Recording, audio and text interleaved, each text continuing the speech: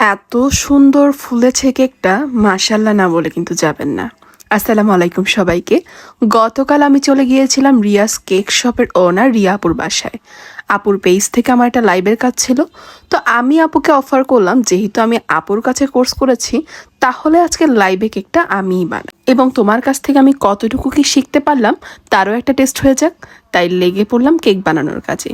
কেকটা ফুললি আমিই বানিয়েছিলাম, সাথে রিয়া আপুর কিছু হেল্প ছিল। অবশ্যই হেল্প ছাড়া তো আমি যেহেতু বানাচ্ছি ফার্স্ট টাইম, আমার পক্ষে পসিবল না। তো এখানে হচ্ছে আমি কেকটার ডেকোরেটিং পার্টটা আপনার সাথে শেয়ার করছি।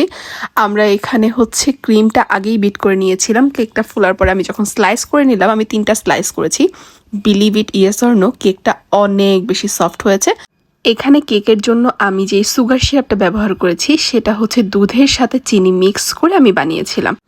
আসলে এভাবে হাতে ধরে কাজ শেখার কারণে আমি অনেকটাই ইমপ্রুভ করেছি আগে থেকে। যদিও আমি আগে থেকেই টুকটাক বেকিং পারতাম, কিন্তু অ্যাডভান্স লেভেলের এই সমস্ত বেকিং আমি পারতাম না।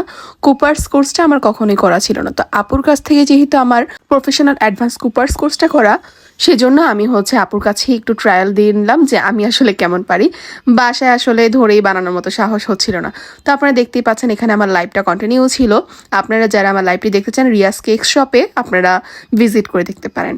আর তাছাড়া আমি হচ্ছে খুব সিম্পল ডেকোরেশন করেছি, যেহেতু আপনারা ইতোমধ্যেই জানেন আমার ধৈর্য খুবই কম। আমি অত বেশি ডিজাইন করে ধৈর্য সহকারে করার মতো মেয়ে না, তাই আমি সিম্পলের ভিতরে কিছু ডিজাইন করে নিয়েছিলাম। তো এইখানে কেকটা দেখতেই পাচ্ছেন কি সুন্দর লাগছে, তাই না? অরেঞ্জের ভিতরেও হোয়াইট কালারের একটা ভাইব। আমার কাছে সিম্পলের ভিতরে সব কিছু ভালো লাগে। আর কেকটা খেতেও মাশাআল্লাহ অনেক ভালো হয়েছিল। আসলে এখানে আপুর ছোঁয়া তো একটু হলেও আছে, তাই না?